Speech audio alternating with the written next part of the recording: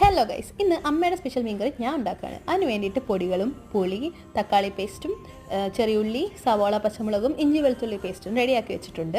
ആദ്യം തന്നെ എണ്ണ ഒഴിച്ച് കടുക് പൊട്ടിക്കൽ ചടങ്ങാണേ. അത് കഴിഞ്ഞുകൊണ്ട് ഇഞ്ചി വെളുത്തുള്ളി പേസ്റ്റ് ഇട്ട് നല്ല വാട്ടിയെടുക്കണം. അതിലോട്ട് ചെറിയുള്ളി ഇട്ടു, സവാള, പച്ചമുളക്, ലേശ ഉലുവയും പുളിയും. അത് വാടിയതിന് ശേഷം കുറച്ച് തക്കാളി പേസ്റ്റ് ഒഴിച്ചിട്ടുണ്ട്. അപ്പോൾ നമ്മൾ നല്ല മിക്സായി വരുമ്പോഴത്തേക്കാണ് മസാല കൂട്ടിടുന്നത്.